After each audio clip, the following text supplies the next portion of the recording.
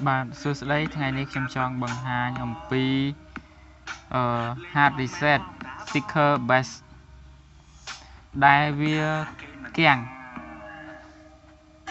trắng pina đại dương trong reset ឧបករណ៍ដែល connect ជាមួយនឹង Bluetooth បានគឺយើងមានពីររបៀបទី1របៀបដែលវែងសម្រាប់របៀបដែលវែងមុនអញ្ចឹងយើងទៅដោះឧបករណ៍នេះចេញហើយនឹងទៅដល់កន្លែងថ្មរបស់វាគឺយើងដោះថ្មចេញទី2ពេលដែលយើងចង់ reset វាគឺយើងត្រូវនេះកន្លែងដូចនេះអញ្ចឹងអាកន្លែងដូចហ្នឹងហើយគឺដែលជាឧបករណ៍សម្រាប់ reset អញ្ចឹងខ្ញុំសូម reset វាឧទាហរណ៍ថាយើង reset ឧទាហរណ៍ថាយើង reset យើងមានឧបករណ៍ដែលអាចដោតចូលទៅក្នុងនឹងបានឲ្យតែតូចជាងដូចកាសនេះអញ្ចឹងយើងត្រូវរុកចូលទៅក្នុងនឹងរុកទៅប៉ះកុងតាក់មួយយើងចុចវាលឺទៅប៉ាក់ទៅចុចវាលឺទៅប៉ាក់ទៅមានន័យថាឧបករណ៍ត្រូវបាន reset ម៉ាស៊ីនរបស់វាហើយយើងចុច hold វាឲ្យជាប់ប្រហែលជាតា2វិនាទីឬក៏5វិនាទីទៅបានហើយអញ្ចឹងឧបករណ៍របស់យើងសាកភ្លើងក៏ចូលយើងបើកក៏លឺលែងមានបញ្ហាដូចពីមុនអញ្ចឹងពេលយើងចុចបិទគឺបិទហ្នឹងណាពេលយើងបើក music គឺបើកបាទចុះបើសិនជាវាកៀងវាបើកអត់ចេញអញ្ចឹងពេលដែលបើកអត់ចេញចុចអីក៏អត់ដើរយើងសាកភ្លើងទៅចូលឃើញលោតចូលក៏ប៉ុន្តែបើកអត់លឺ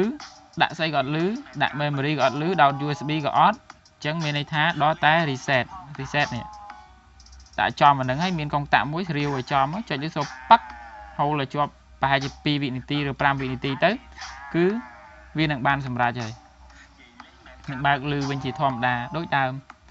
អញ្ចឹងឧបករណ៍រាល់ឧបករណ៍ connect ជាមួយនឹង Bluetooth វា bass speaker ឲ្យតែ connect ជាមួយនឹង Bluetooth វាតែងតែមានកន្លែង reset ដូចនេះជាដើមនេះកន្លែងដាក់ដោតកាសហ្នឹងសម្រាប់បំពងសំឡេងពីកុំព្យូទ័រឬក៏ពីទូរស័ព្ទមកហ្នឹងគឺវាអាច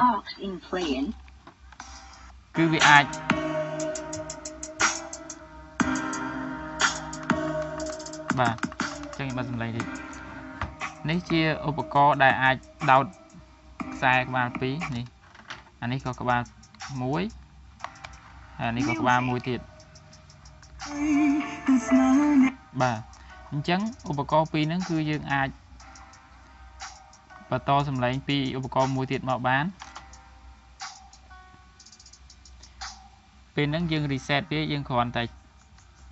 សូមប្រាប់ម្ដងទៀតយើងគ្រាន់តែដាក់ជុំក្នុងនឹងមកយើងរាវវាតិចទៅវាមានកុងតាក់ទូចមួយដែលដាក់ទៅចំហើយយើងចុចលើសុទ្ធតែប៉ាក់គឺវាបិទហើយម៉ាស៊ីនវាត្រូវបានពេលយើងពីគាំងយើងបិទចង់បិទវាយើងអាចចុចលើនឹងទៅគឺបិទឃើញទេភ្លើងមិនបិទទេអញ្ចឹងមានន័យថាម៉ាស៊ីនវាត្រូវបាន upload បាត់ហើយយើងចុច play ឃើញទេអត់លឺទេអត់លឺទេហើយចុះបើខ្ញុំចុចឲ្យជាប់វិញបើកចេញអត់ហ្នឹងចេញហីអញ្ចឹងពេលហ្នឹងវាលឺបត់ពីដើមមកវិញមិនចូលពាក់កណ្ដាលបត់ទេអញ្ចឹងការ reset bass speaker ដែលមាន Bluetooth គឺប្រភេទ Bluetooth គឺរាល់ឧបករណ៍ដែល connect ជាមួយនឹង Bluetooth ដែលមាន bass ដោត memory ដោត USB